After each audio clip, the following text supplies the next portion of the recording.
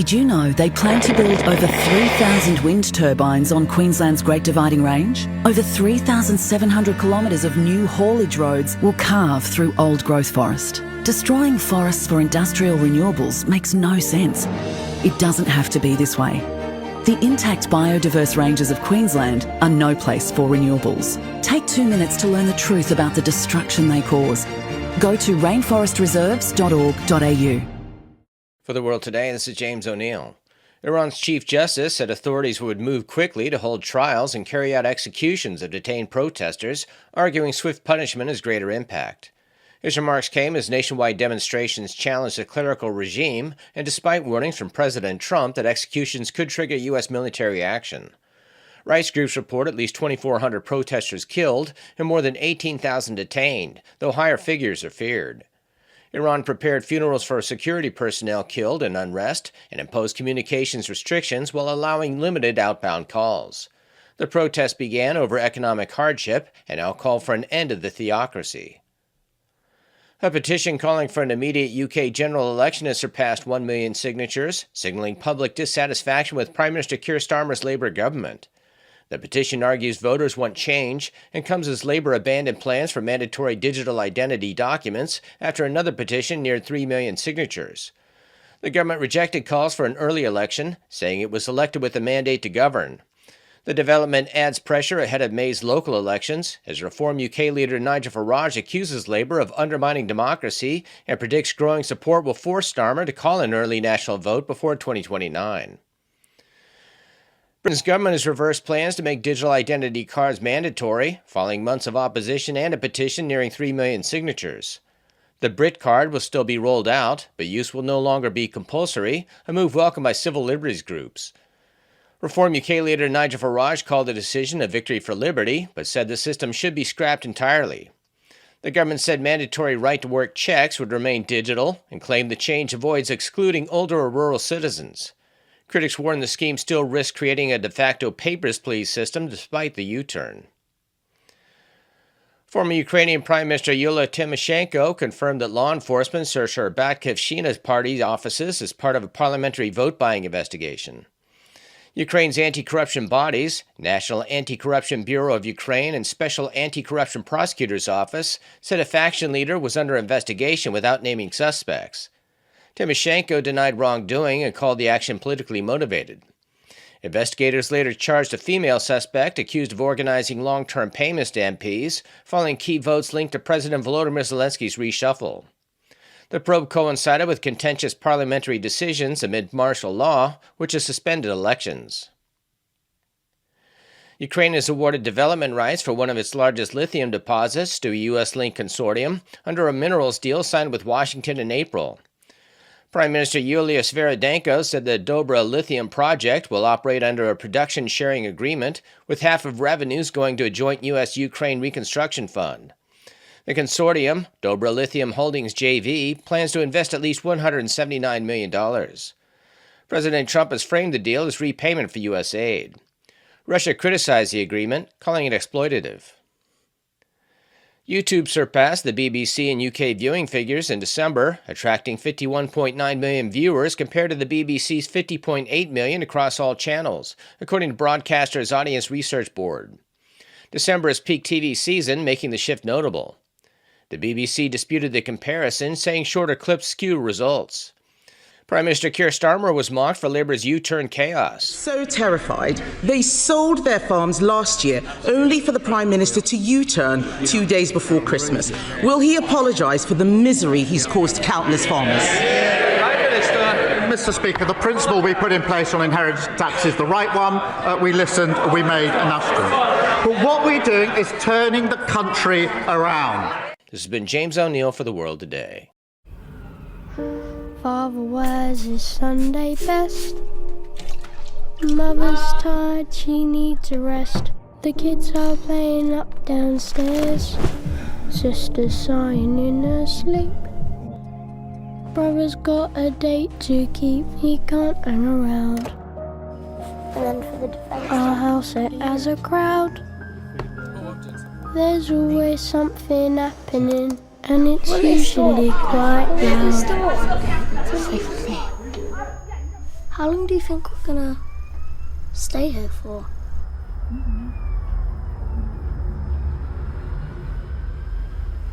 Our house in the middle of our street. Our house in the middle of our...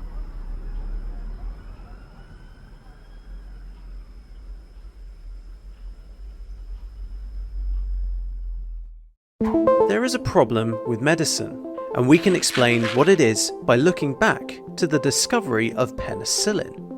Penicillin, it turns out, was not just an accidental finding.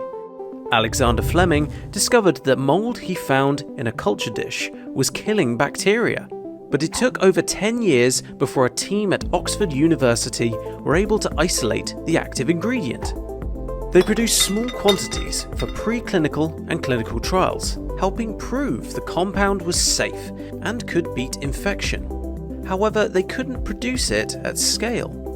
In 1941, Andrew Jackson Moyer of the US Department of Agriculture, the forerunner to the FDA, suggested changes to the manufacturing process, enabling mass production. It turns out medicines are not invented when someone discovers a new molecular entity. They are the product of key stakeholders working together collaboratively. Until medicine can be manufactured at scale, it may as well not exist. And in 2025, this is a problem. In the 1980s, pharmaceutical companies began outsourcing production. Suddenly the system was significantly less integrated. Someone with a new discovery today will find themselves disconnected from the rest of the development and manufacturing process. Companies that develop medicine are still happy to work with big established pharma companies, but the modern day Flemings are cut out of the system. The result is far fewer new medicines coming to market. We want to fix this by ensuring the pharma industry builds a more integrated supply chain. We also believe that doctors' expertise administering medicine should be included at the beginning of the process. We know that doctors on the front line have insights about how to repurpose medicine. Doctors should be able to report their findings so that the necessary testing can be completed and they can share the results worldwide. Learn more here and help us take medicines back to the future. With your help, we can continue to fight for freedom, reach new audiences, and bring important information to the public free of charge. This is not possible without your generosity. Join our quest for the truth and our freedom and donate today, telling it as it is. This is today's News Talk, The World Today. The UK government has done a U-turn on the hated, that's the despised digital ID, but is it playing smart and leaving the mandatory stuff until later? We think so, or maybe not, who knows? Maybe they have other little tricks up the sleeve. Now, the ruinous Chagos Islands deal suffered a setback, but incompetence in the House of Lords means it still may go ahead. Who knows? I have to wait till tomorrow. Now, the government in the UK continues to play dirty ball with censorship, seeking ongoing investigations of X by OfCOM, despite X's compliance. They will soon have access to your private messaging. However, China's new embassy, just a metre away from Britain's most sensitive communication cables, is just fine. So the CCP will be able to spy on Britons too. And this is just before Keir Starmer heads off to meet the great one himself, Mr. Xi Jinping in Beijing.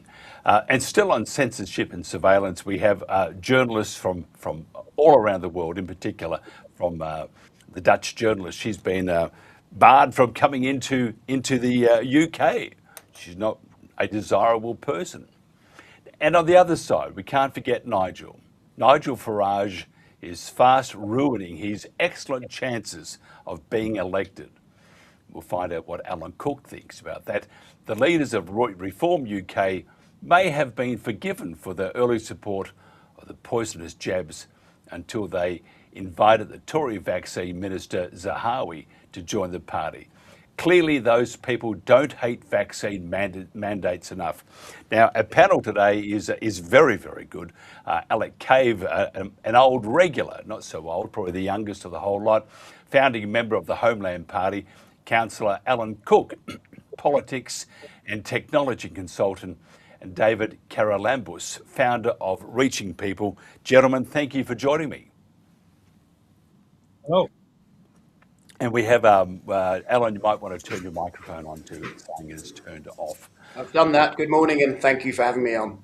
Our pleasure. Long time no see, but I still see the shirts are looking absolutely magnificent. Thanks for having me on, Mike. I just want to get your opinions, first of all, on the state of play.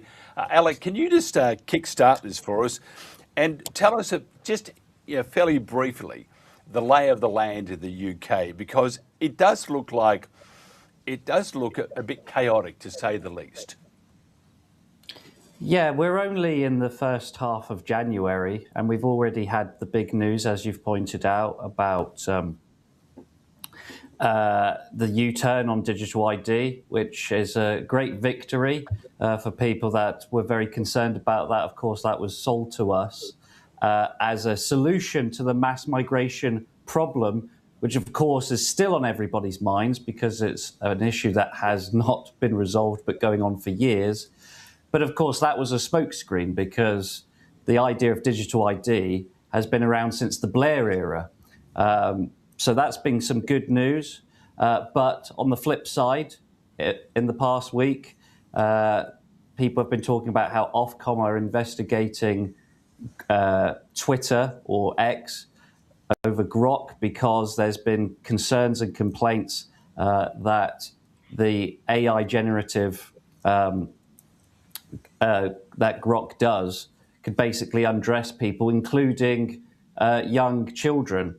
So there's been a lot of talk about, is the government going to use this as an excuse to basically excessively fine or even try and ban X? So there's been a lot of discussion about that. So censorship and state surveillance has been on everybody's minds this past week. Alan Cook, I mentioned your shirt before, and I'm very envious with your shirts because you are the best dressed guest we've ever had on, and trendiest too, by the way. Can you just give us your thoughts on the state of play at the moment with politics in the UK, and the inclusion of Zahawi is just pretty interesting, and the response, you being a reformed person yourself, the response hasn't been that great, has it? Well, yes and no. We had a branch meeting last night in Bromley. So we had probably about 70 or 80 people in a hall, and we are very much at one with the community. So we really do a lot of time with the Q&As, and not a single person actually brought up him. So I have had one email from 3,000 members in my branch. So it's not a big a deal as you think it is. I've seen the guy at school pickup a couple of times, but now I've actually got a reason to talk to him. So I'm not going to be the lone reform dad anymore. So that's a positive.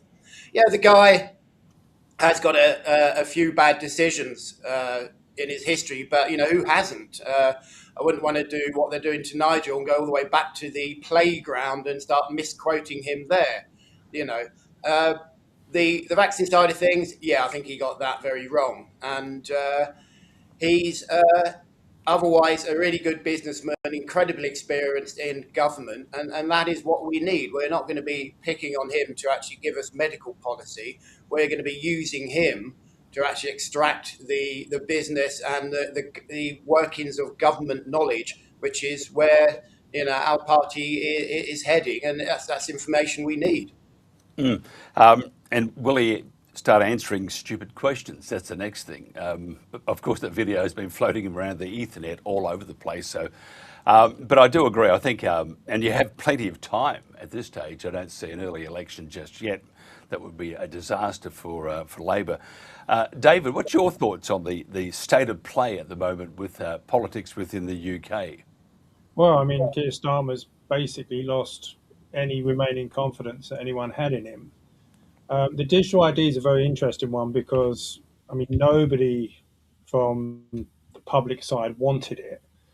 And now, of course, I think you alluded to, the government says they've U-turned on it, but is that really the case? I mean, I would expect that they would do a soft creep, start to, make it a requirement on one sector at a time until it gets to the point where it's not compulsory, but you can't really live without it. And that's going to be the main concern that I would have. I mean, the infrastructure seems to have been building for a long time now. Could you just, Alan, I just want to ask you, because you're a councillor, tell us about the 27 council elections that are set to be delayed. Is this, just as we would say in the classics, running to the hills and hiding from? Yeah, and it's just a coincidence that the ones that have been basically stopped again are the ones that we would do really well in. We're hovering around the 1,000 councillor mark at the moment, so we've got quite a few. But we come May, because we still have a lot more in Wales, Scotland, up and down the country, and the whole of Greater London. So there's 32 boroughs in Greater London that are coming up to the vote. So we'll have enough on our plate anyway. But it's a direct attack on democracy. So yes, it shouldn't be going on, but they're running scared. They're not attacking our policies; they're attacking individual people. As I said earlier on, what Nigel Farage may or may not have said in the playground. We have Rachel Reeves stealing everyone's dinner money, and we've got the economy tanking. We've got a front bench with not a single person with any business experience, and they're throwing silly accusations at our leader. Digital ID as well. It's £2 billion they're going to spend on something no one wants. It was missold to us as a way of stopping mass immigration. It's going to do no such thing. It's purely a sort of Marxist communist method of controlling the masses, as is the wanting to listen in to all of our text messages and emails. They are running scared. They're running scared of the people that actually have and probably won't ever again vote for them. I just got to say, if you wouldn't mind, Alec, gives your thoughts on because here's the thing with the Labor Party. They're doing an appalling job at the moment, and to run to the hills and hide instead of having good policy, which they should have had by now, it's not a good indication, is it, on how well Labor is doing, but they do have plenty of time. And on the other hand, because you're not part of Reform, you would be observing this. Reform also, in my opinion, in my humble opinion, I think they're also slipping a bit too, with their and even though Alan said it's a good idea, I have and he's going to do pretty well, and it was accepted. I think Nadim Zahawi is, and according to others on X, and I know they get a bit vocal, but James Freeman, who was a Farage, he was going to be next Prime Minister. Even James Freeman, ex-TNT Radio and European politician, he is also not very happy with Reform at the moment. He said they've lost his vote along with Jeremy Clarkson. So it would seem that the incumbent party, being Labor, it's going to do appallingly, to be terrible. Yet you have the Reform on the other side who want to be government.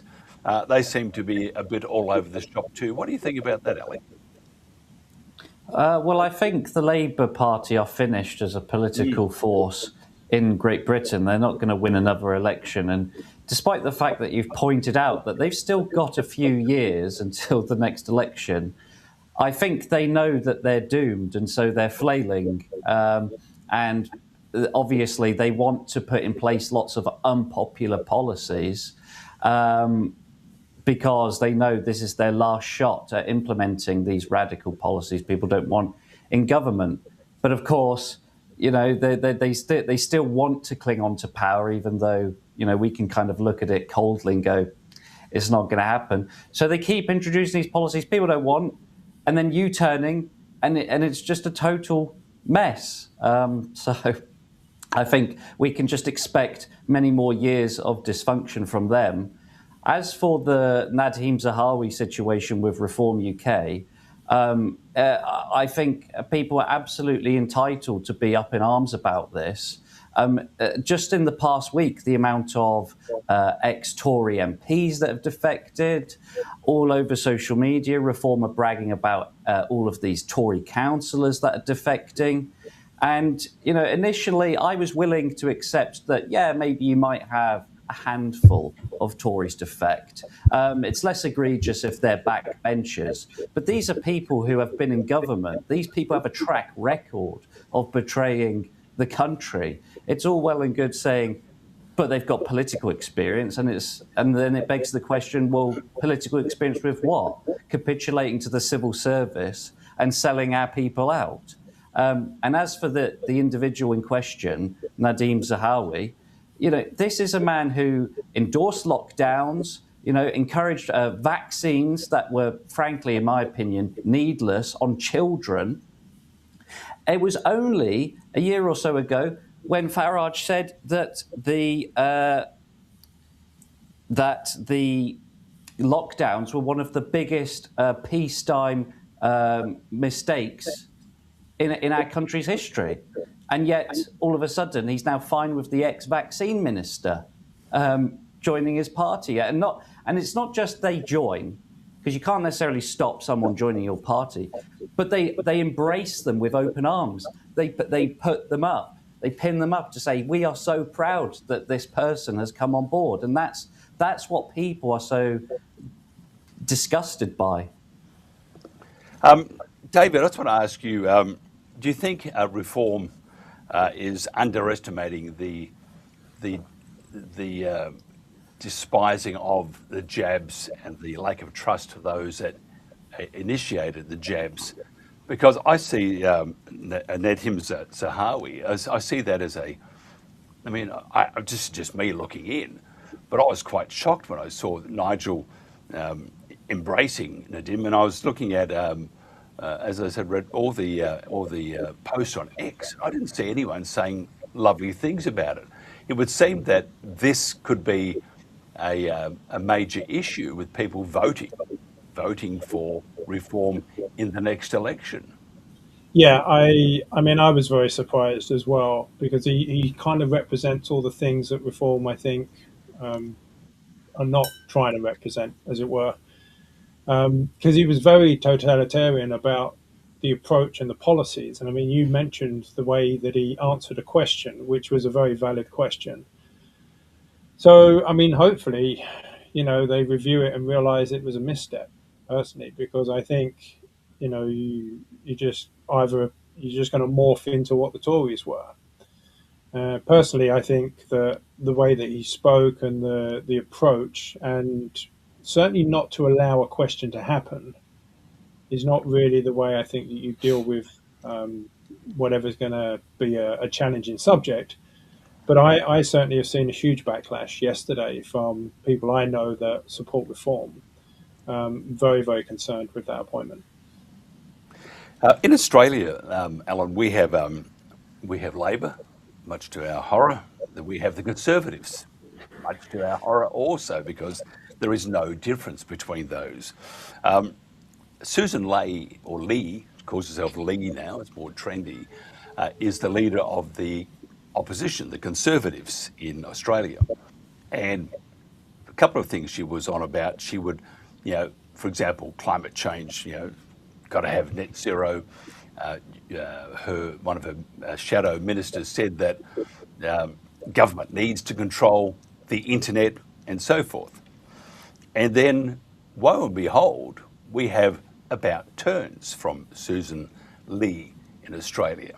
So 1 minute she's prosecuting the point of a particular thing, and then does an about turn. I've seen the videos of Nigel, and he prosecuted the case of not giving giving jabs to children and saying how bad they were. He went through some of the after effects, such as myocarditis and stuff like that. And it was he did a magnificent job.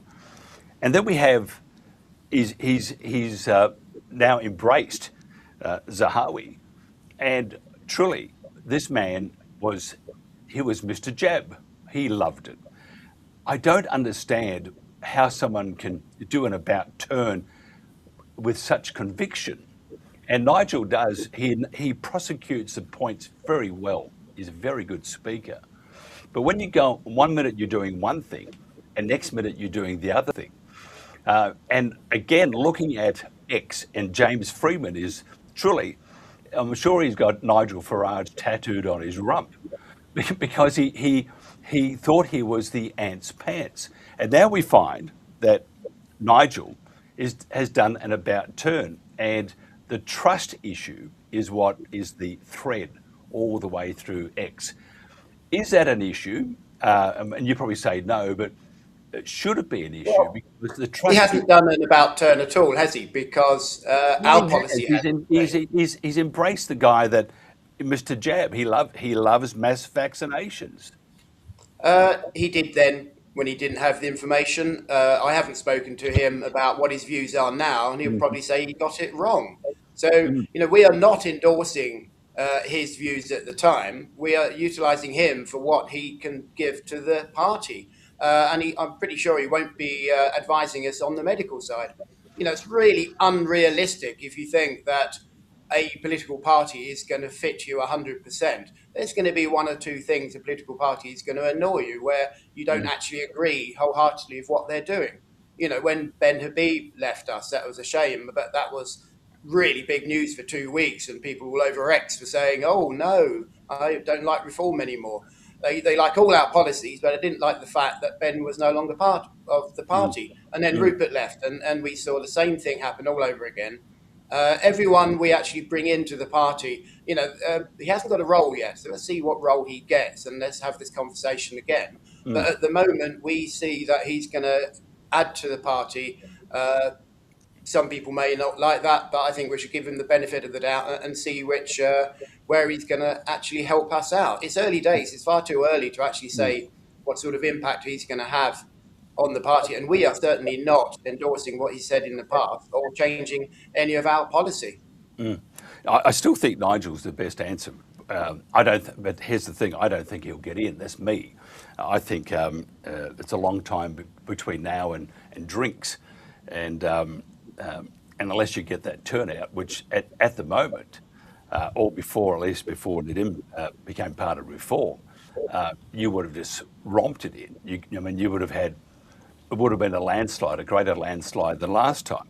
But I do think now if you were to do it today, just from talking to friends in the UK and looking at some of the socials, it's a poor look. But you are right, there is. Well, it's going to be a tiny blip in next week's polls. We're still polling 30% above, and people are upset today. Some people are really happy that this guy has joined. So, let's give it a week and let's see where we are. Nigel normally gets these things right, so there's reason in this. So it's just that we're not necessarily privy to that at the moment.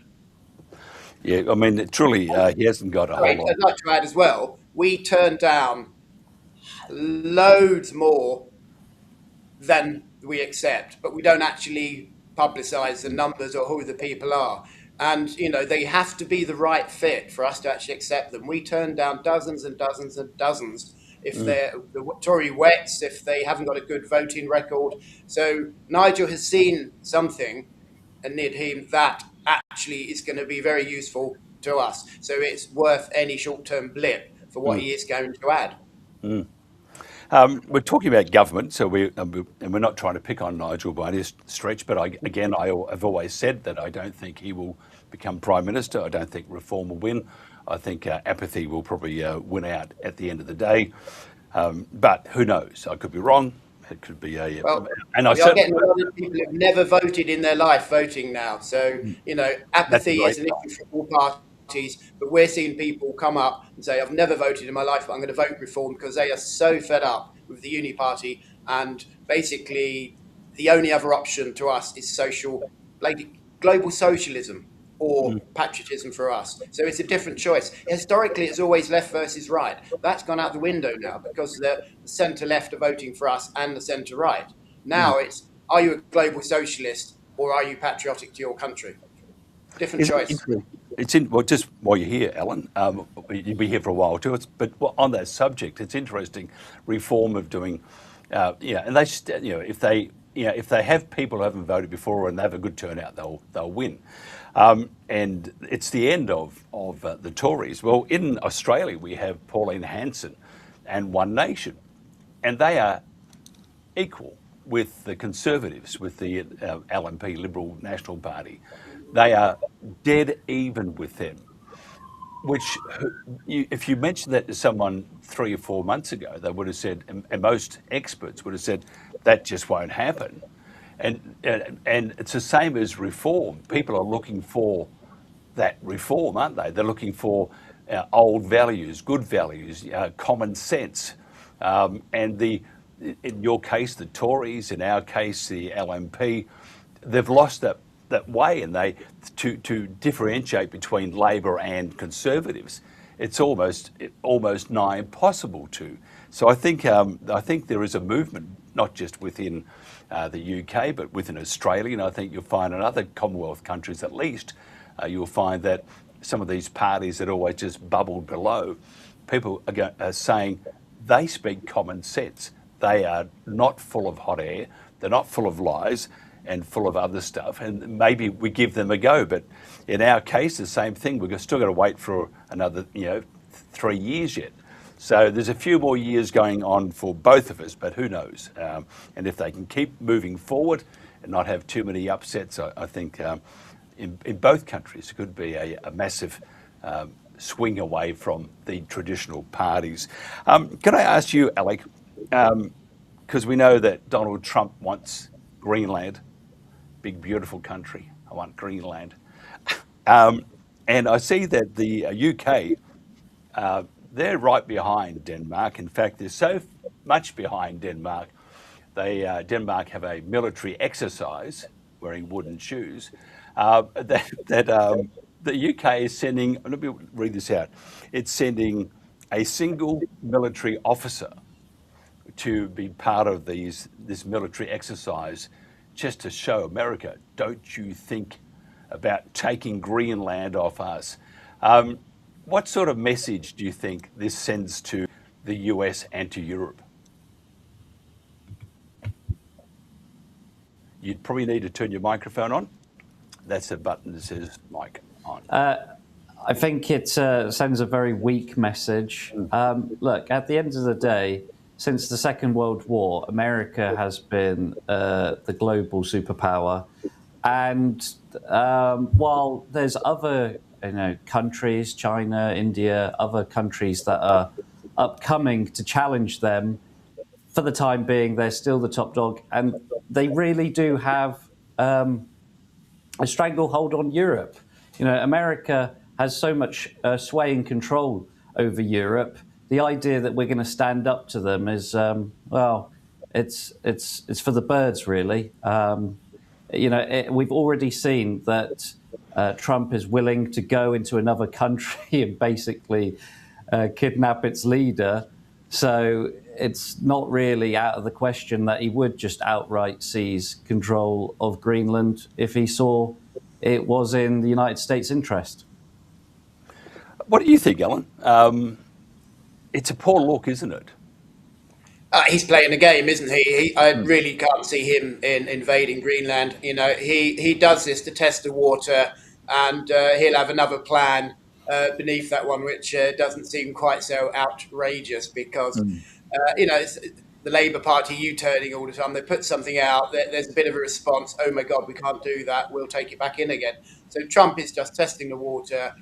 Where everyone now is talking about it. The likelihood of Russia or China getting involved in Greenland automatically is less, purely because we're watching it, we're looking at it, and now Denmark are a little bit more concerned about their territory. So he's playing a game. He's probably enjoying it. Every time we speak about it, he's saying, right, got that correct again. And what do you think, David, do you think Trump is just playing a game, or because Well, I think, I mean, what the pressures at play is the key question, and it's a chess game forever, isn't it? International politics, and the key question is, I think, really, what are the drivers? I mean, we have some, a lot of the countries now are seeing major changes because of technology and AI. So I think, probably similar to Alan's view, he's probably testing the water and seeing what's happening. I mean, the international developments are concerning. Are they not, following international law anymore? Is it just, we don't like that person, we're going to pop in and kidnap them? That it pointed out. So I think we should be concerned about the next moves. It is very concerning. And, what does Greenland offer Trump? That's really a big question I think we need to think about. And yet you see Starmer, him and Macron want to send in troops into Ukraine, which Putin is just dead against. And that's another hot spot too. What's going to happen? What do you think, David, will happen with Ukraine? Because if they do have a peace deal, and if I was Putin, I don't know if I would trust Trump after the last attempted assassination of Putin, which has been verified by intel orgs globally. So you would think that the thought of having peace in Ukraine with Donald Trump, the peacemaker, it would seem a fairly frivolous exercise in trust, wouldn't it? Yeah, I mean, it is concerning. I don't think we, personally, is being in England, we shouldn't be sending troops anywhere. We should be really looking after what's going on here. It is very concerning. I mean, if you look at the history of that, there's a lot of people want peace, but there's also a lot of people that profit from a conflict, and they tend to carry a lot of weight. I think, Zelensky's record in a lot of the things that, putting his political prisoners behind bars, etc., is very concerning. And yet, it's portrayed in the media that he's the beacon of democracy, isn't it? Yeah, it certainly is. Alec, what's your views on the stop movement of the digital ID? I mean, we did see Keir Starmer was saying that it's going to stop the boat people. So do we see? Do we? I mean, I have no idea how that works, but he's obviously in his mind this thing does work. And even though they have portrayed him wearing bikinis on X, we'll talk about that later. It looks very good, actually, I have to say. But I'm just thinking of Keir Starmer. The impression he gives to the rest of the world and to the UK, to your horror, is this guy that would love to be a dictator, but really can't put one and one together to make two. Well, yeah, it was just a guise, the narrative about the illegal migration, because that wasn't the narrative spun when Blair tried introducing it 20 odd years ago. It's the same technocratic agenda that technocrats have wanted forever, and Keir is very much of that Blair wing of the Labour Party. Yes, in terms of being a dictatorship, yeah, he is very petty. He's not very charismatic. He does not communicate that he cares for the British public at all. He's done an absolutely appalling job. People think that he hates this country. I don't see. There's nothing about anything he says or does or his general demeanour that tells you that he is a man filled with love for this country and wants to govern for the welfare of its people. He just does not scream that at all. So the digital ID is there for the technocrats and also the civil servants, because I'm sure they would love it too, because it makes their ability to control and kind of steer the country a lot easier. And I see, Alan, that the Home Secretary has hasn't got a whole lot of confidence, basically, in the constabulary, in particular, West Midlands Police Chief Constable Craig Gilford, and see that they also they embraced AI, which is not, which is not all that wasn't a great look, but we see that Mahmood, she's not all that happy with this. Shabana Mahmood says that she will reintroduce the power, allowing people like herself to sack chief constables after it was removed by the Tories in 2011. The quest and the lust for power is just never ending. But what's your thoughts on this? Do you think she should have those powers reinstated? And your thoughts on, I mean, I have to smile because a lot of this with AI, I've got to tell you, a lot of it's just, people are getting their knickers in a knot. That's what I think about a lot of it. And we'll talk about Grok in a second, but let's talk about her desire to have more powers to get rid of police chief constables throughout the UK. I'm not necessarily sure that should be a political ability. I think they should maybe instigate a more local panel to actually, take view of this guy's performance, and maybe they can then get rid of him. Personally, I think he should go. I can't see why he hasn't fallen on his sword already. We've got a problem through not just the police force, but the armed forces as well, because of basically this progression of sort of wokeness throughout, not just the civil service, but a lot of the other public bodies as well. And thanks to things like ESG and DEI, it's actually even got into our private sector. Our job of putting this country back on its feet is a huge one. And a lot of these people, like this police constable, sorry, bit higher than a constable, will be gone very quickly when we do form the next government. Because at the moment, if you believe the polls, it is ours to lose. And Nigel both think it was going to be a lot quicker than 2029. I think we can see potentially a general next year if the markets continue going in the direction that they're going. There's no confidence in this government, in the people, but actually the economy, the banks, the markets have no confidence in them either. Pretty much we're a laughingstock for a lot of what Nelly called him Blair. That's thanks to you, Alex. But Starmer, he doesn't put across a great image throughout the world, does he? So I think people are just waiting for this government to be over so we can get back to business and actually get the grown-ups back in the room. Oh, wouldn't that be lovely? And maybe we can have hurty words every now and then, because we've got to take a tablet of adultship, if there's such a phrase. Well, I'm very well known for two things in my party. One of them are the odd crazy shirt, and the other thing is being correct politically, but not necessarily politically correct. Good on you.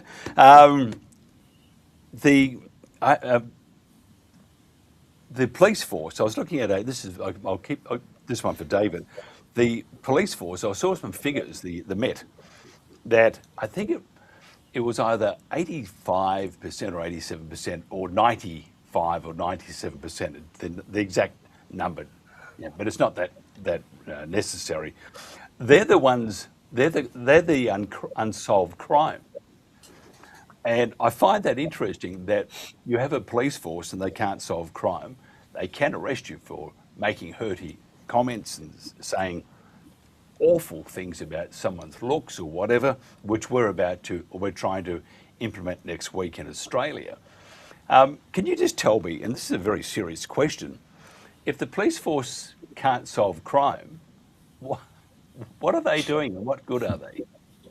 Well, it's a very good question. I mean, my personal opinion on when I grew up, the police, you had a view that they would, if you got burgled, you phoned the police, etc. They don't seem to have any interest in that anymore. I know a few policemen as well, and they're very frustrated with the policies that they're having to follow now, but they generally have to follow them, otherwise they're out of a job. There is a massive problem in the UK with totalitarian policies. It's very clear that, Starmer wants to be a dictator, and that's really been to the point where, and really with the censorship, it's a problem in so many ways, but not just because they're arresting people for what they say, but what then begins to happen is that people self-censor. People don't say really what they feel, and then, of course, you're not getting the truth from people.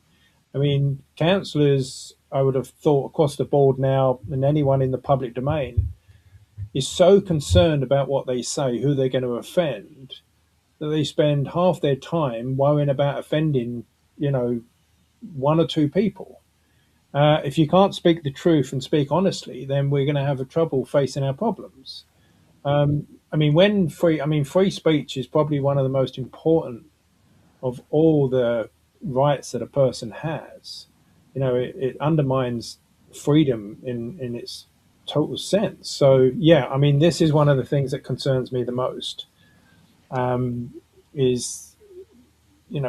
watched a video the other day where a police officer went round to a gentleman's house, and he even said to him, because it was videoed, he said, "Look, I know this is nonsense, but I've got to come round and give you a leaflet on protesting."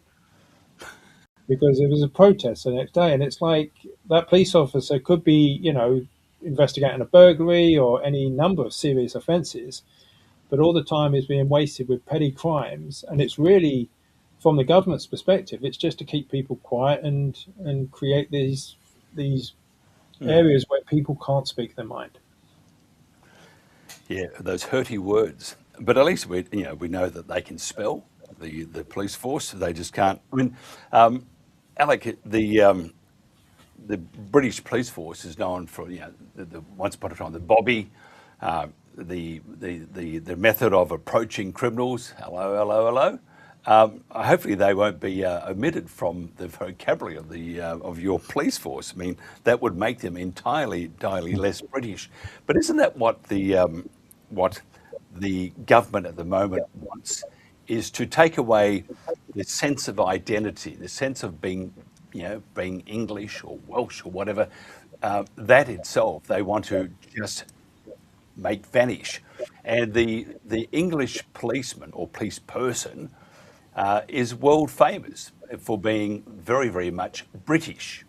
And it would seem that the government is doing what it can to get rid of all the traditional impressions that we have of England, of the UK, of Wales, and these places. That's a worry, isn't it? Because you have politics putting its nose into police work, and politics and law enforcement should never meet in the middle. The problem we've got is we have had a policy of state-sponsored multiculturalism for decades. So now that we have a diverse society, we don't have the social cohesion. And because of that, you've now got skyrocketing crime. And thus you have police won't do things like investigate burglaries and all the rest of it.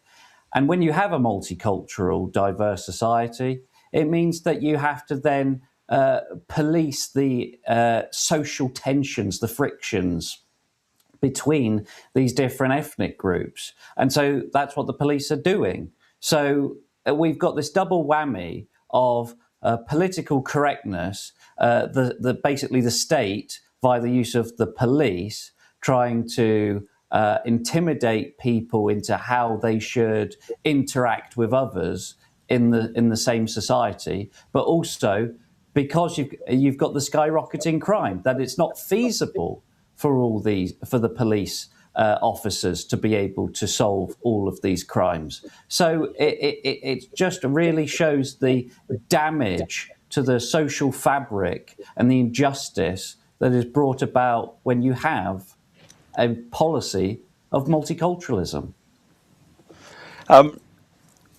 Impressed with, I have to say, I'm impressed with the generosity of but this is like a pick on the government, Dave, and I'm enjoying it. And I'm trying to be quite serious here. The new Chinese super embassy, they've got this secret room deep down that's 1 metre from all these magnificent cables with all this data and information backwards and forwards. Can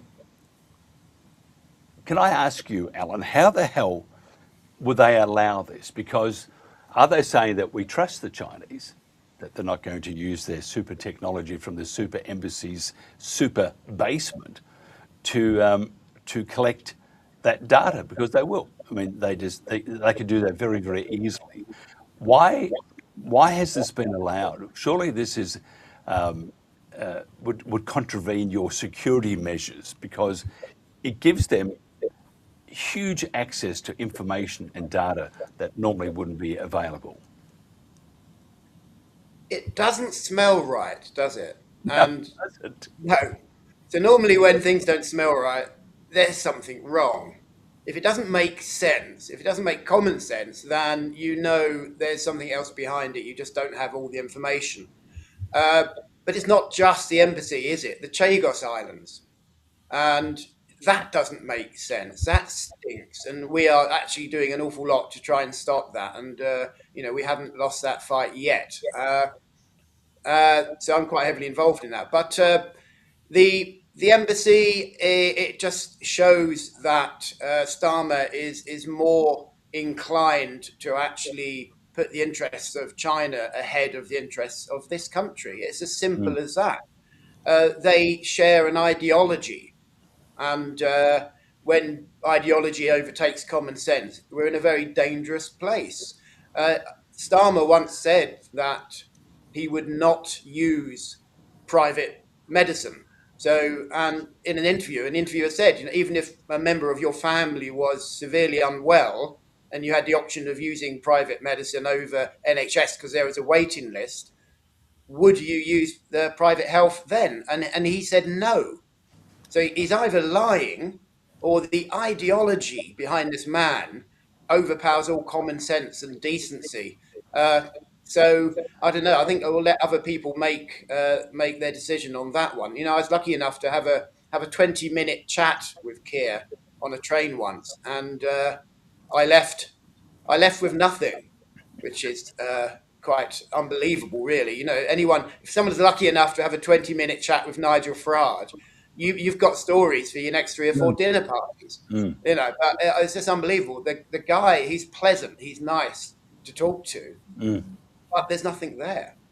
Yeah, he's off to principle and policy.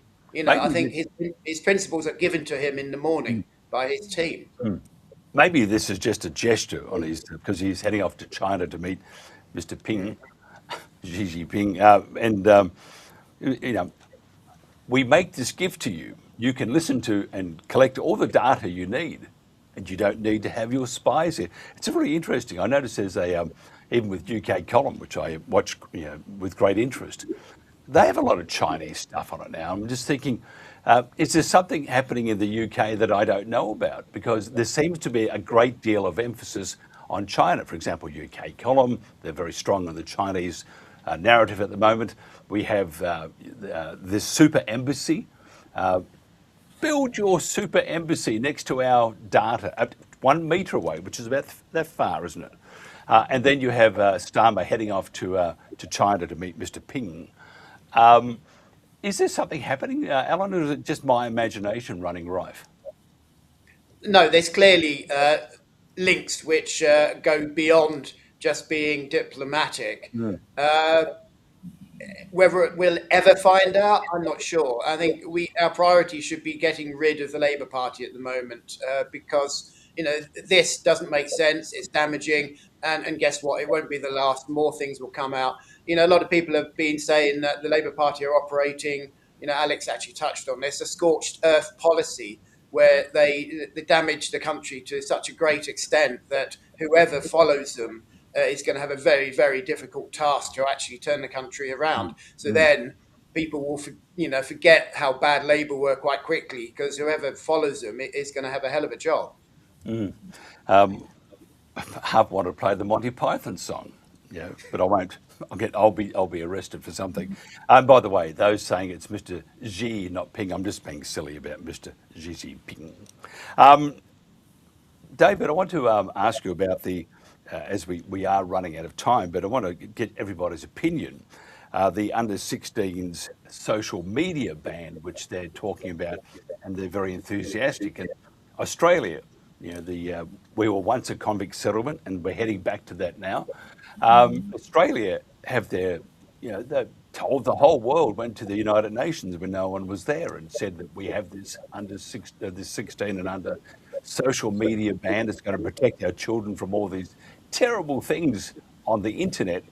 Well, there was from Legacy Media, there was a story the other day that 87% of parents around Australia are helping their children who are 16 and under navigate their way around this social media ban. So the media ban is not working at all, and it was there for other reasons to probably monitor and determine where people go to, where they visit their particular sites and stuff. They collect the data and do what they want to do with it.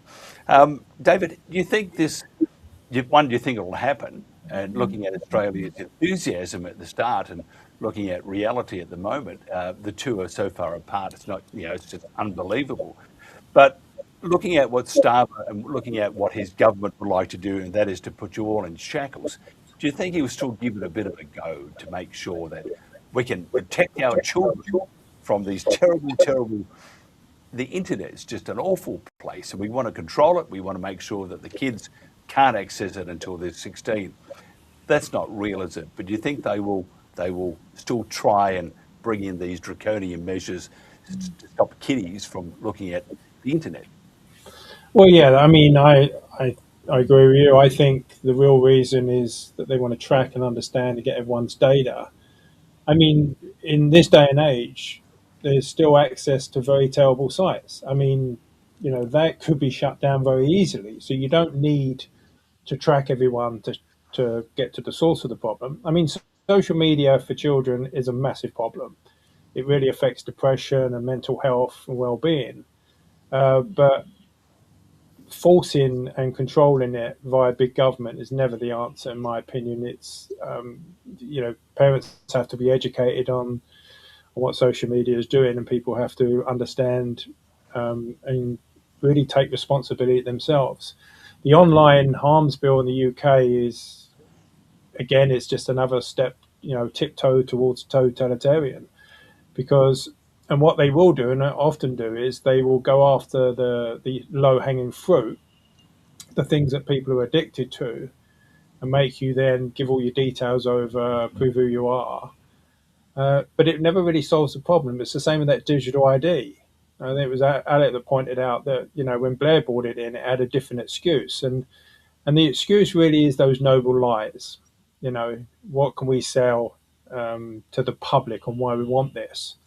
But digital ID and controlling people's privacy, I think, is one of the most dangerous things that the government is proposing.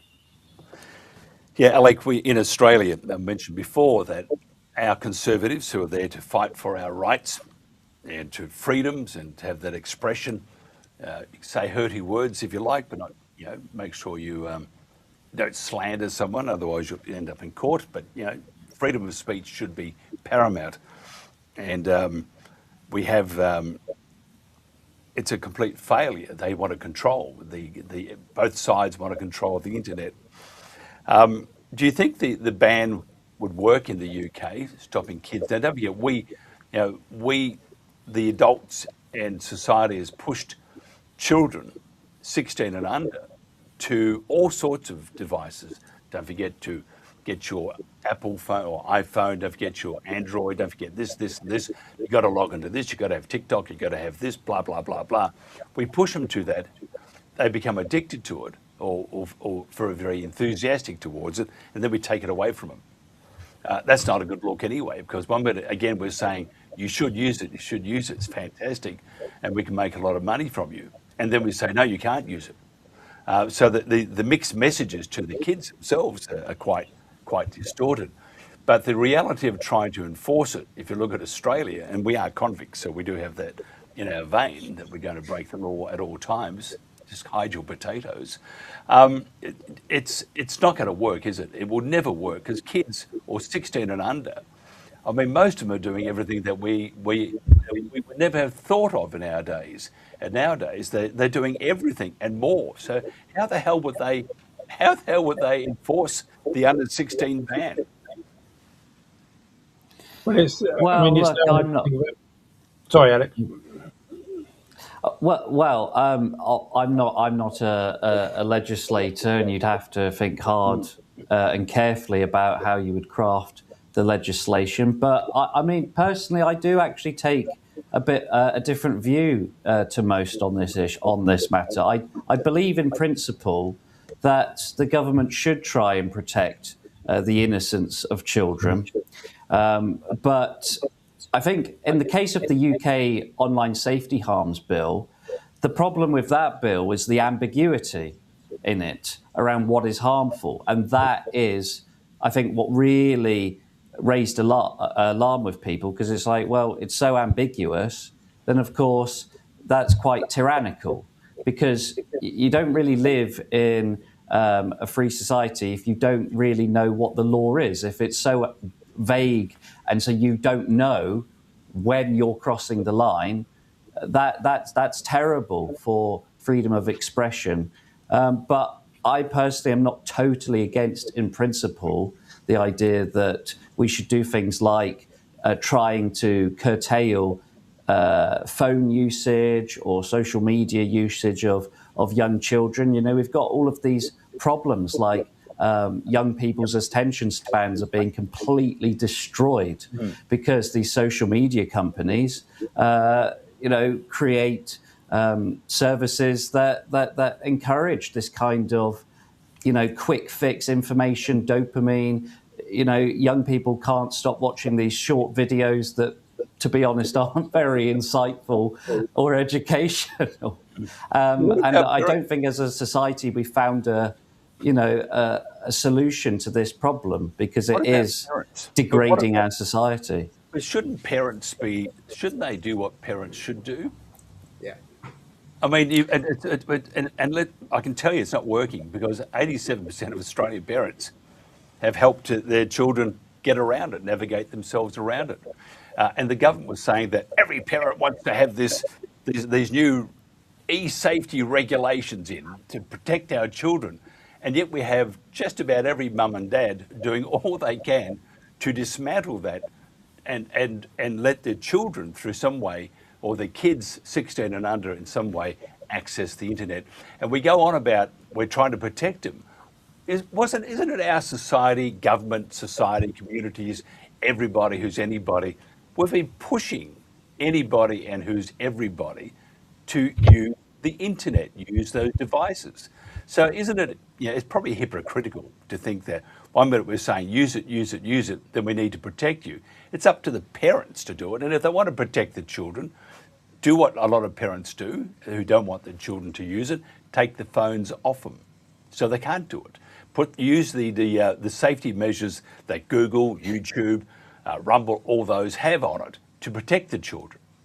Maybe that's what we should do. Well, my only argument against that is that, parents are often under a lot of pressure. So things like children having smartphones, because, so many children have smartphones, then they come home, mum, dad, all my friends have a smartphone. Like, if I don't have one, I'll be the odd one out. And you have that social pressure. So now that we're saturated, and now because the culture has changed, to kind of change it organically would be extremely difficult, despite objectively it's impossible how harmful social media and phone addiction can be. So that would be my argument against. I totally agree in principle, and by and large, yes, parents are responsible for raising their children. But in some cases, especially where there are problems with addiction, and we all suffer from this tech addiction, children and adults alike. And that's why some of those parents will have helped their children, because they grew up with tech. We're all addicted, basically. Elon I don't think he's friends with many at this stage, not with Australia or not with those that want to control your lives via the internet. Elon Musk with X, a terrible thing, X. Couldn't he put something more than just X down? But anyway, he's not. Well, you won't be getting any Christmas cards from the government, will he? And they've now got OfCOM to investigate X, even though they're not committing any crimes. It's sort of overreach there again, isn't it? I mean, they're trying to control the internet. By the way, I'm not a fan of Elon by any stretch, because he does not represent free speech. He represents speech that he wants people to get out. But if you disagree with what he's saying, you'll find yourself on the tier 1 list, which we are. And if we ever get, I mean, I could have the Pope on tomorrow and nobody would know. So that's on X. So he's not for free speech. But to say that we've got to investigate, using OfCOM to investigate X because, well, we can, is just not good enough. And I think governments need to, including your government at this stage, needs to let this go, because X are a part of our society. We've pushed people to X. We want people to use X. We want people to use devices for the kids and stuff. So we're very hypocritical. We encourage people to do something, and then just like that, we will say, no, you can't do that because it's not good for you. And so therefore, it would seem that government, whether in Australia, for example, both Conservatives and Labor, they're massive hypocrites. Because in 1 minute they're saying do one thing, the next minute they're saying do another thing, and the parents are saying something different. So in the UK, I would imagine that's going to be no different. So what do we do about X? What do you think Starmer should do with Elon? Maybe send him to Uranus. Well, I don't think Starmer should do anything with X. It's perfectly valid for a regulator to investigate a platform if it's got functionality that allows the creation of, basically undressing children in images, but it shouldn't be banned because of it. But certainly investigate it if you come to a conclusion that this was avoidable. I mean, I think it's a bit ludicrous that you would kind of launch an image generation AI and not have put in preventative measures before you launched it. But, you know, they've removed it now, and OfCOM can judge whether they did it in a timely enough manner. But outright banning it's ridiculous. On the matter of free speech, I just want to follow up on what you're talking about. Should the government do anything about it? But you've also been critical of Elon Musk. That what people have to understand is there's no solution to free speech, because if the government regulates platforms, people will cry and say, oh, the government shouldn't be policing speech. But on the flip side, if it's all private businesses, then it's a tech billionaire who gets to decide through algorithms what the national debate is. So there's no solution, only compromises and trying to weigh things up and take a common sense approach. I totally agree. I think X, and apparently they have complied, but I think X should be, they have a right to be there. I don't think they're for free speech, by the way, but I'm not saying that they should be dropped into a volcano, as they would like us to do. Alan, what do you think should be done? Pretty much nothing. Obviously, if that functionality is being abused, and cut it out. But before X, every single graphics package allowed you to do that. Before the computer, a pencil allowed you to do that. People are out there who want to. Excuse me. They'll always find a way. It's not for us to actually, to censor.